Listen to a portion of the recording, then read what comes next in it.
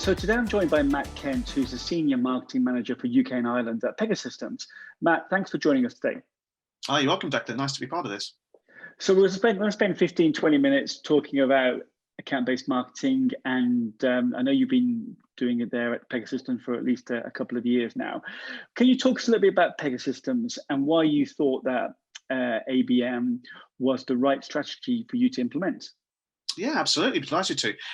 So Pega Systems, or Pega for short, if you're not familiar with us, we're a software as a service company founded in 1983 out of Cambridge, Massachusetts, in the USA. And what do we do? Well, essentially, we're a software as a service company that creates solutions to help large, complex organizations crush complexity. That's one of our new strap lines. So in essence, what that means is, we help the world's largest companies make better decisions about how they interact with their customers and internally, how they get work done, and most importantly, how they can stay ahead in a fast-changing world. Why ABM for Pega? Well, I think Pega is right for account-based marketing. Why? Well, why is that? Because principally, well, firstly, who do we look to do business with? So as I mentioned just now, we look to do business with the world's largest, most complex organizations. And when you're selling the kind of software that we do, typically the average order value is high six-figure dollar amount. And because of what we sell in the average order value, the people that we need to market to, engage, influence, and convince to buy Pega tends to be quite a large group of senior individuals. And to my mind, all of those factors mean that account-based marketing is an absolutely perfect approach for Pega in terms of what we're trying to do.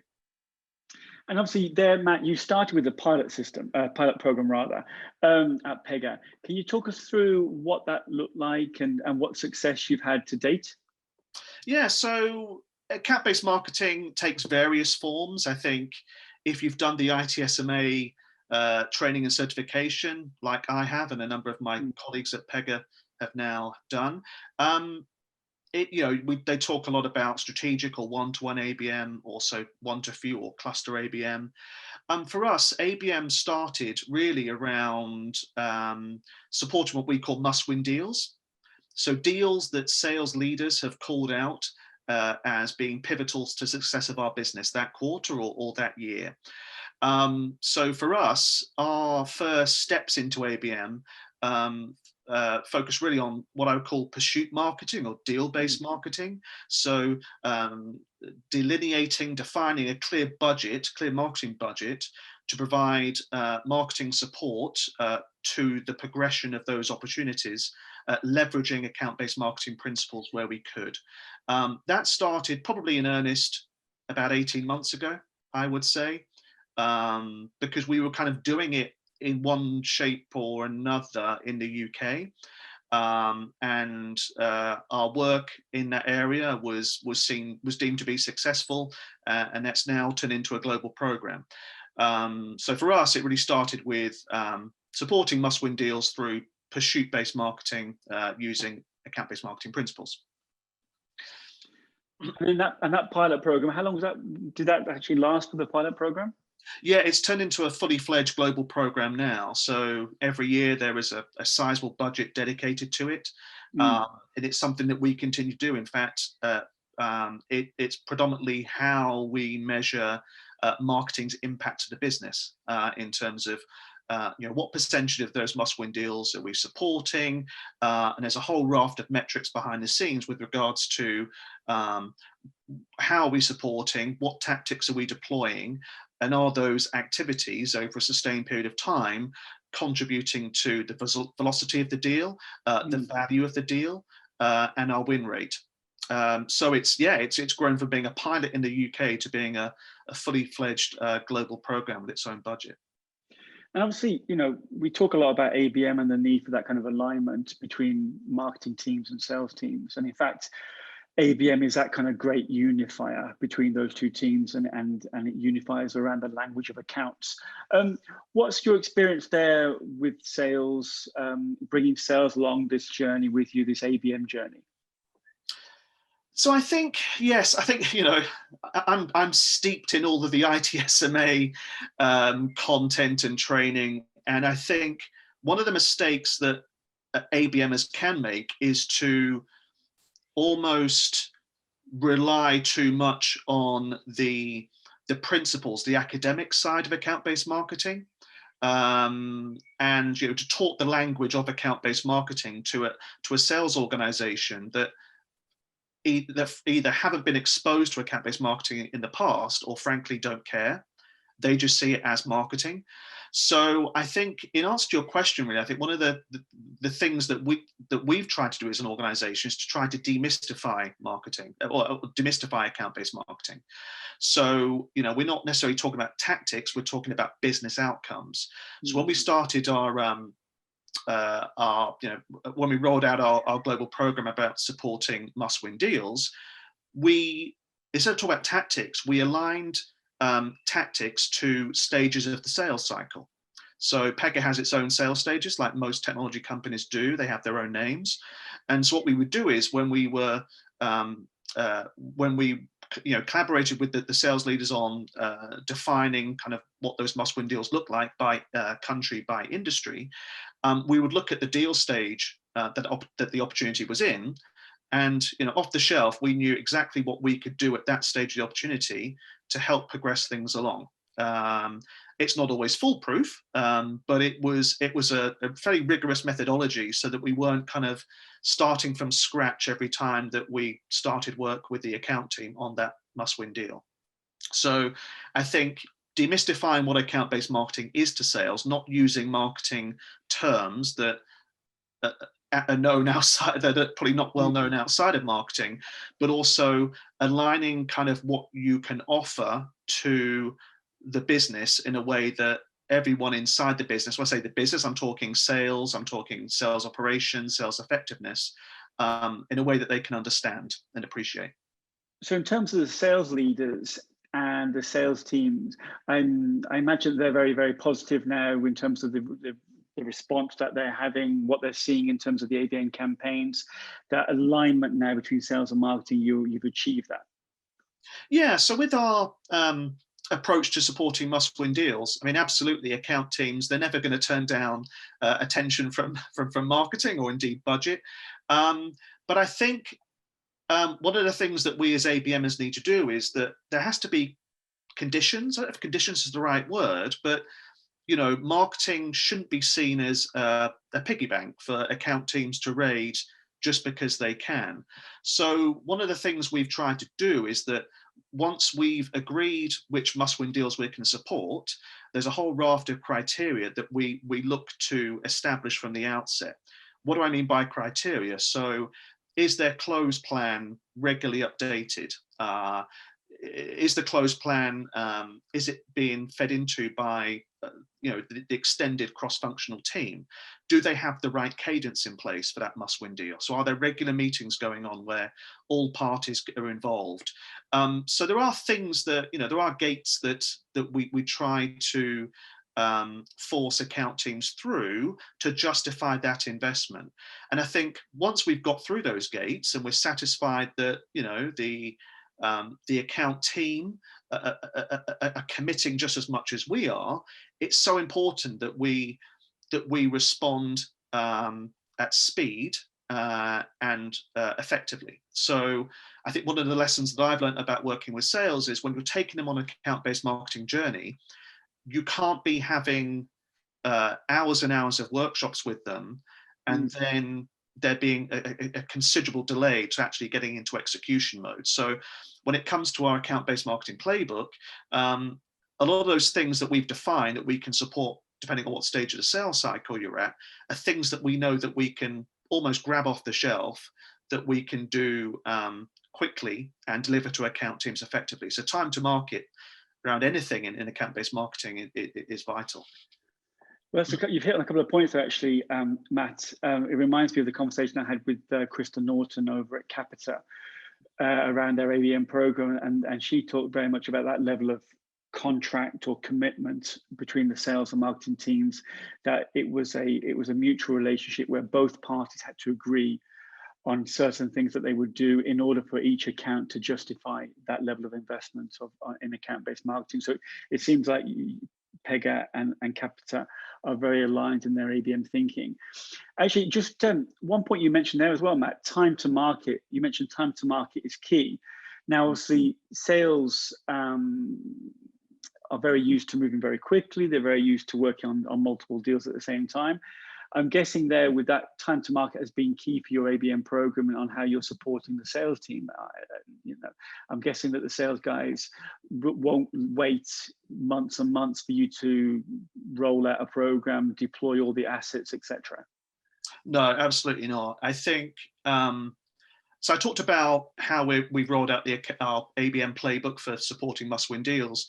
And in the past 6 months, we've actually pivoted, probably isn't the right word, but we've kind of supplemented that with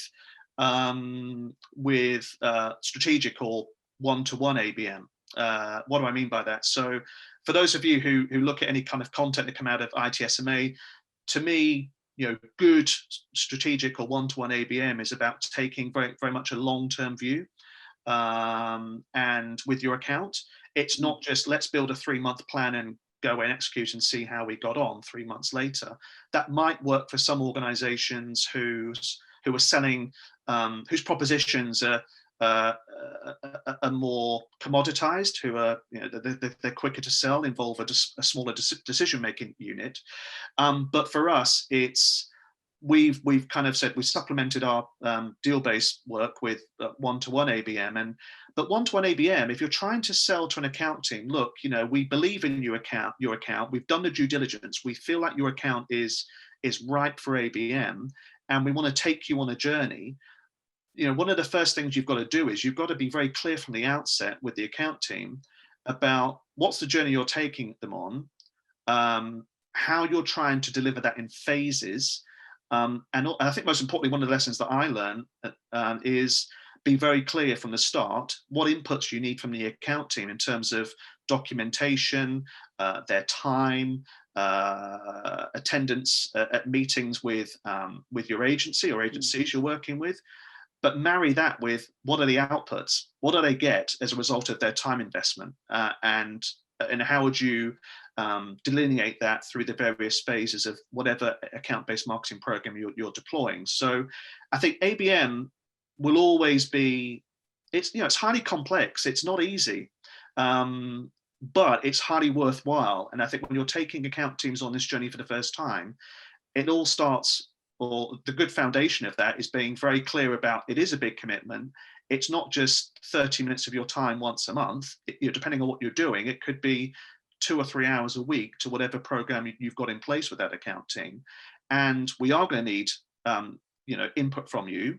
But you will reap the rewards with all this great stuff that's going to come down the line that we just know is going to help you better engage with the people that you need to inside your account. So let's talk a little bit about, you mentioned a couple of things there around the success of your programs there. Let's talk about ROI and ABM. Can you talk us through some of the things that you look to measure there in any of your ABM programs? Yeah, so we very much follow ITSMA's methodology of around the 3 R's. So revenue, reputation, and relationships. There are so many people in the ABM community that I follow, whose presentations that I've watched, whose webinars I've seen. I won't name them on this video, but it's a pretty common way of tracking and measuring kind of your ABM efforts. So, and at Pega, we're not short of data. We are blessed to have an array of great data at our disposal. So in terms of ROI, given what we sell and who we sell to, ultimately revenue is the thing that we want, right? But revenue doesn't always come within the space of weeks and months. So good ABM is taking a long-term approach, particularly one-to-one or strategic ABM. So whilst we've got a range of measures around revenue with regards to new pipeline created, pipeline influenced, deal velocity, deal value, win rate, what's really vital for those who are embarking on their ABM journey is to think about measures around relationships and reputation as being leading indicators of what you hope to see in terms of returns around revenue further down the line. So when it comes to relationships, we look at things like how many contacts do we have in the account? How many of those contacts are up to date?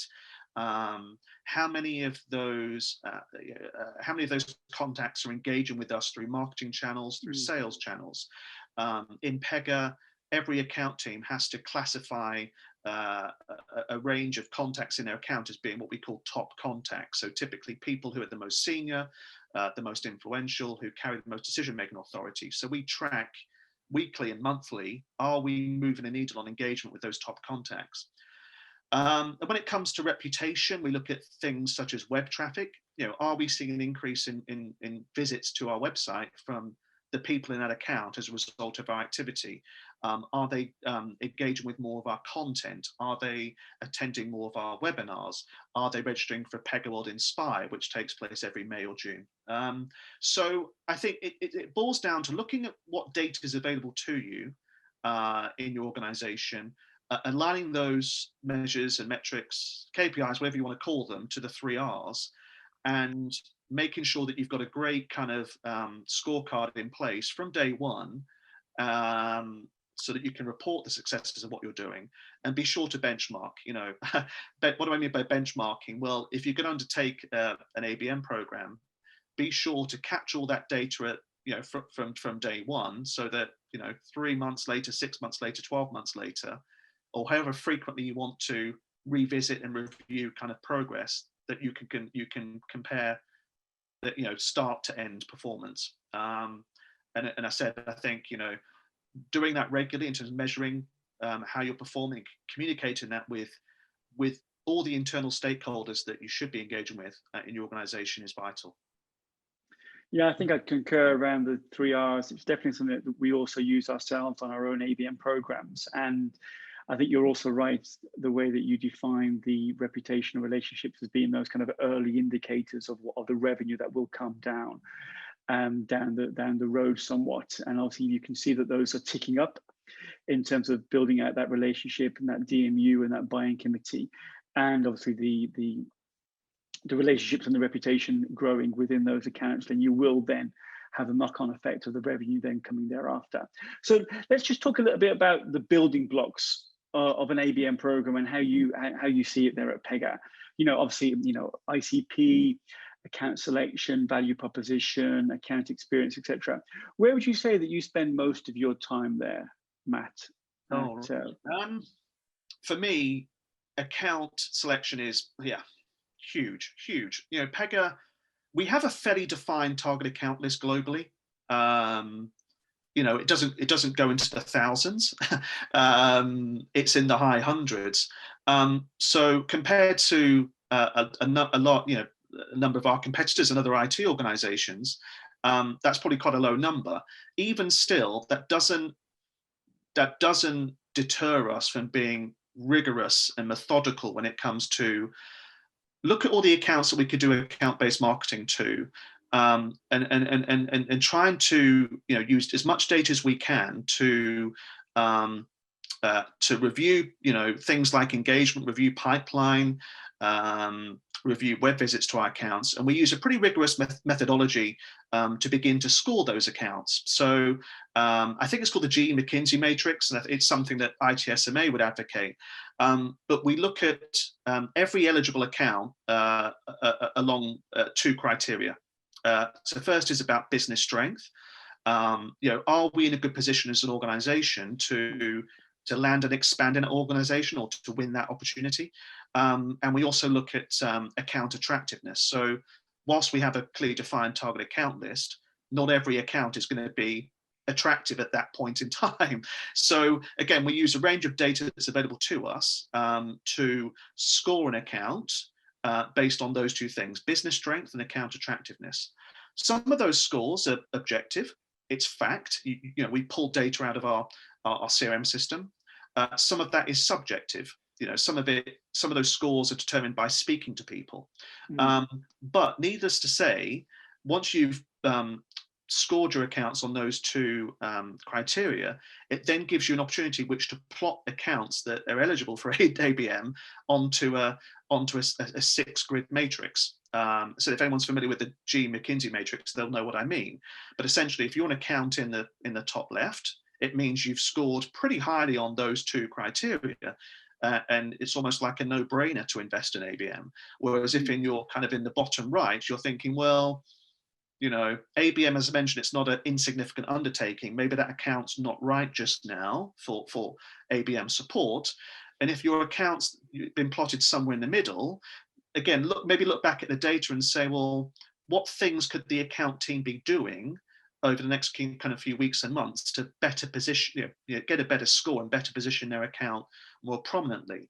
And in my experience, when we've kind of gone through that exercise and had those discussions with sales leaders, it's undisputable. Yes, they'll always try to find holes in the data where they can, or question some of the subjective data points you've captured. But it really empowers us as ABMers to have those critical discussions about where should we be investing, not as a marketing organization, but as a business.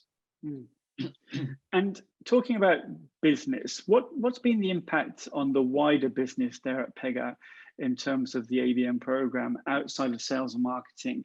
Has the impact of your programs there been noted at the C-suite level? So absolutely. So our chief marketing officer is fully on board, and not just our chief marketing officer, but also our relatively new president of client engagement.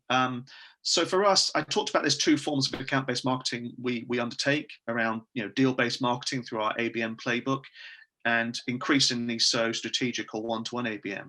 So when it comes to success, our chief marketing officer reported that, I can't give you the exact number, but let's say a very high percentage of the deals that we support with our account-based marketing playbook close.